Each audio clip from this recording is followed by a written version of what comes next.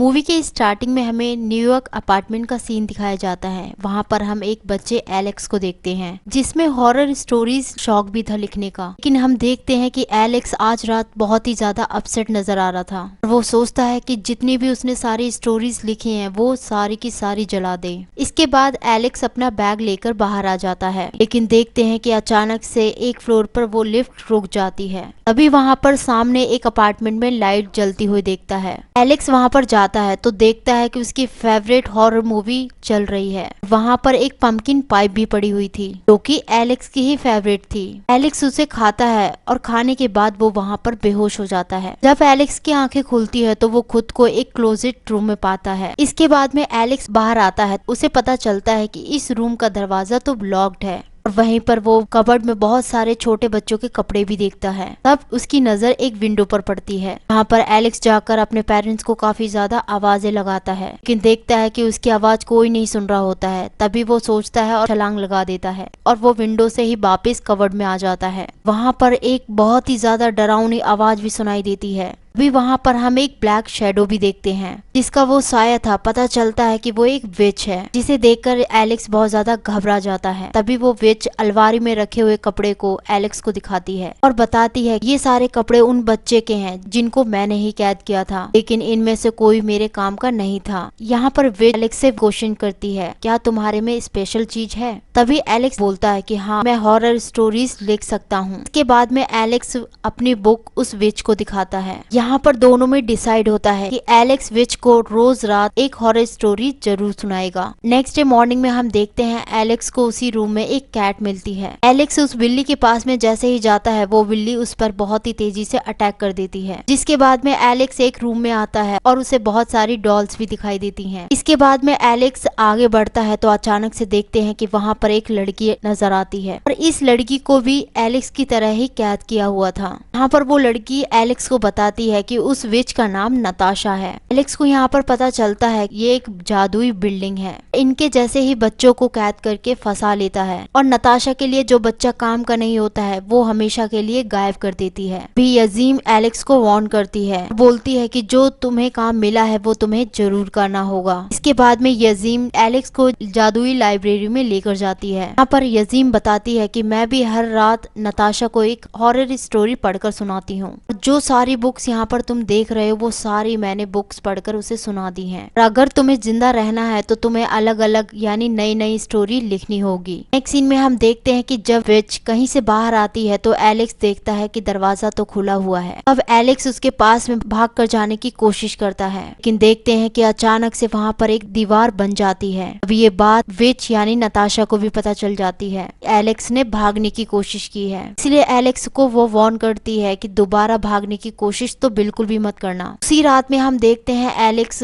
नताशा को पहली स्टोरी सुनाता है, लेकिन वो देखता है कि नताशा एक ब्लू परफ्यूम लगा रही है। लेकिन देखते हैं कि अचानक से वहाँ की सारी चीजें अपने आप ही हिलने लगती हैं। भी नताशा एलेक्स को जल्दी से स्टोरी स्टार्ट करने के लिए बोलती है। इस स्टोरी का नाम था द प्लेग्राउंड, जिसमें एक बच्चा अपनी बेस्ट फ्रेंड को गुड बाय करने के लिए कब्रिस्तान में आता है। वहाँ पर कुछ बच्चों की सोल्स उसे रोकने की हमेशा कोशिश करती है, लेकिन उस बच्चों की फ्रेंड उसे बचा लेती है। यहाँ पर वो लड़की उससे प्रॉमिस करती है कि हम हमेशा अच्छे बेस्ट फ्रेंड बन के रहेंगे। इसके बाद में वो दोनों अपने अपने रास्ते चले जाते हैं और जैसे ही एलेक्स की स्टोरी खत्म होती है तो देखते हैं कि जमीन फिर से हिलने लगती है। उसके बाद में नताशा उससे हैप्पी एंडिंग स्टोरी की लाइन चेंज करने के लिए बोलती है और देखते हैं कि एलेक्स कैसे भी करके उस स्टोरी की लाइन चेंज कर देता है और उस बच्चे को कब्रिस्तान में वापस ले आता है, जिससे कि वो बच्चा हमेशा के लिए कैद वहाँ पर हो जाता है। और जब इस स्टोरी की सैड एंडिंग खत्म हो जाती है, नेक्स्ट सीन में हम देखते हैं एलेक्स लाइब्रेरी में जाकर बहुत ज्यादा सोचता है, लेकिन उसके दिमाग में कुछ नई स्टोरीज नहीं आ रही होती हैं। उसके बाद में वहाँ पर रखी हुई बुक्स को चेक करने लगता है। जैसे ही वो एक बुक को रीड करता है तो वहाँ पर उस बुक में उसे एक हिडन मैसेज मिलता है और उसे पता चलता है कि ये स्टोरी किसी लड़की ने लिखी है और उस विच ने उस लड़की को यूनिकॉर्न दिखाकर यहाँ पर किडनैप कर लिया था।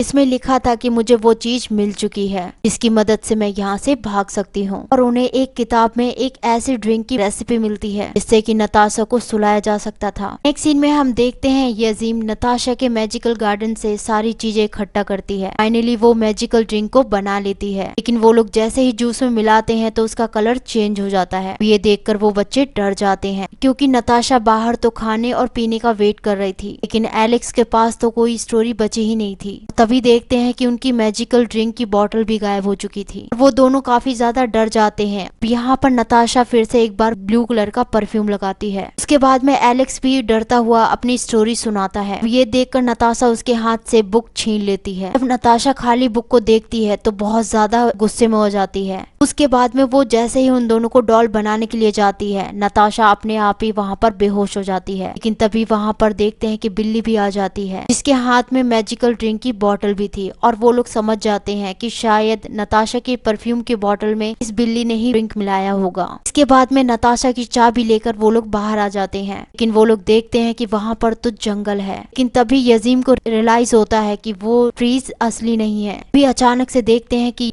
यूनिकॉर्न उन पर अटैक कर देता है। अब वो लोग उससे बचते हुए एक ऐसी जगह पर आ जाते हैं जहाँ पर चॉकलेट से बनी हुई हर्ट थी। जैसे ही वहाँ पर पड़ी हुई चॉकलेट ये दोनों खाते हैं, वो दोनों बेहोश हो जाते हैं। जब एलेक्स को होश आता है तो वो देखता है कि यजीम और बिल्ली को तो नताशा ने किडनैप कर लिया है। वहाँ पर कॉफिन में एक बिच और सोई हुई दिखाई देती है। इसमें से नीली कलर की लाइट निकलकर ब्लू परफ्यूम में जा रही थी। उसके बाद नताशा वहाँ पर आकर एलेक्स को सारी रियलिटी बता देती है। असल में असली बिच तो यही है। इन परफ्यूम्स के जरिए मैं ही उसका मैजिक छीनती हूँ। असल में ही ये विच मुझे कैदी बनाकर यहाँ पर लाई थी, जिसके बाद में मैंने समझदारी दिखाई और मैं इसकी फेवरेट बन गई। और एक दिन जादुई ड्रिंक की वजह से मैं यहाँ से भागने में कामयाब भी हो गई। मैंने घर जाकर देखा तो मेरे पेरेंट्स वहाँ पर है ही नहीं, जिसके बाद में मैं फिर से इसी अपार्टमेंट में वापस आ गई। और मैंने तब से असली विच को तो सुला दिया और उसकी जगह तो मैंने ही ले ली। यहाँ पर ये लोग जान पाते हैं कि वो यूनिकॉर्न गर्ल कोई और नहीं बल्कि नताशा ही है। अचानक से देखते हैं कि फिर से वो जमीन हिलने लगती है। नताशा यहाँ पर एलेक्स को बताती है कि हॉरर स्टोरीज इसे सुला कर रखती हैं। अब नताशा उसे जल्दी से एलेक्स को एक स्टोरी सुनाने के लिए बोलती है। अब यहाँ पर देखते हैं कि एलेक्स अपनी ही स्टोरी सुनाता है। वो बताता है कि मैं अपने हॉरर स्टोरीज की बुक को कैसे लाइक करता था, लेकिन इस वजह से सारे बच्चे मेरा बहुत ही ज्यादा मजाक बनाते थे। लेकिन जो मेरा बेस्ट फ्रेंड था वो हमेशा मेरा ही साथ देता था। और एक दिन मैंने अपने बर्थडे पर अपने बेस्ट फ्रेंड को इनवाइट किया। वहाँ पर मेरे पेरेंट्स ने हॉन्टेड नाइट की थीम रखी थी। यहाँ पर एलेक्स को पता चल चुका था कि बाकी फ्रेंड्स की तरह मेरा ये बेस्ट फ्रेंड भी निकला और उसका हमेशा मजाक ही बनाता था। और यहाँ पर एलेक्स की इंसल्ट करके उसका फ्रेंड चला गया और इसी बात से बहुत ज्यादा अपसेट हो गया था और मैं इसी कारण उस बुक को जलाने के लिए जा रहा था। तब ये स्टोरी सुनकर सोई हुई विच रिलैक्स हो जाती है। नताशा ये देखकर बहुत ज्यादा खुश होने लगती है और तभी एलेक्स अपनी स्टोरी को कंटिन्यू करता है। इन्हीं स्टोरी की वजह से एक विच ने मुझे किडनैप कर लिया था, लेकिन मुझे यहाँ पर यजीम और उस बिल्ली जैसे अच्छे दोस्त मिले। तो वो कहता है कि इसी वजह से मेरी लाइफ का सबसे अच्छा टाइम बन गया। अब स्टोरी की हैप्पी एंडिंग होने की वजह से वो सोई हुई विच जाग जाती है। नताशा उसे रोकने की काफी ज्यादा कोशिश करती है, लेकिन विच की डार्क पावर्स की वजह से वो टिक नहीं पाती है, इसलिए वो विच नताशा को मार डालती है। तब मौके का फायदा उठाकर एलेक्स और अजीम उस बिल्ली को उठाकर वहाँ से भाग जाते हैं। लेकिन भागते भागते यजीम उस परफ्यूम की बोतल उठा लेती है। उसके बाद में वो दोनों एक दीवार के पास में आ जाते हैं और ये वही दीवार होती है जो कि एलेक्स उस दीवार से आया था और उस परफ्यूम को अजीम अपने बॉडी में लगाती है। इस मैजिक के वजह से उस छुपे हुए दरवाजे को बाहर ले आती है। इसके बाद में वो दोनों लिफ्ट में आ जाते हैं। तभी वहाँ पर वो विच आकर उन दोनों पर अटैक कर देती है। इसके बाद में वो दोनों बॉयलर रूम में चले जाते हैं, लेकिन देखते हैं कि वो विच उन दोनों का पीछा करते करते वहाँ पर भी आ जाती है और देखते हैं कि वो विच यजीम को मारने के लिए आगे बढ़ती है। तभी एलेक्स को अचानक से याद आता है, वो अपनी खाली बुक से उसे स्टोरी सुनाने लगता है और वो स्टोरी उस विच को काफी ज्यादा पसंद आती है। इसके बाद में वो विच एलेक्स से कहानी की एंडिंग पूछती है। इसके बाद में एलेक्स उस बुक को बॉयलर में फेंक देता है। अब कहानी की एंडिंग जानने के लिए विच भी उस बॉयलर में कूद जाती है और जल्दी से ये दोनों बॉयलर का दरवाजा बंद कर देते हैं, जिसकी वजह से वो विच जलकर मारी जाती है। इसके बाद में वो तीनों निकलकर एलेक्स के घर आ जाते हैं और उसके पेरेंट्स उसे देखकर बहुत ज्यादा खुश हो जाते हैं। उसके बाद में हमें न्यूज़पेपर से पता चलता है कि यजीम अपने पेरेंट्स के पास वापस चली गई है। नेक्स्ट सीन में हम देखते हैं कि यजीम फिर से एलेक्स के घर आ जाती है उससे मिलने के लिए, जहाँ पर वो एलेक्स को एक डायरी देती है कि वो और भी अच्छी स्टोरीज उसमें लिख सके। मूवी के पोस्ट क्रेडिट सीन में हम वही जादुई अपार्टमेंट को देखते हैं, जहाँ से हमें पता चलता है कि नताशा अभी भी जिंदा है। इसी के साथ में इस मूवी का यहीं पर एंड हो जाता है। Thank you for watching.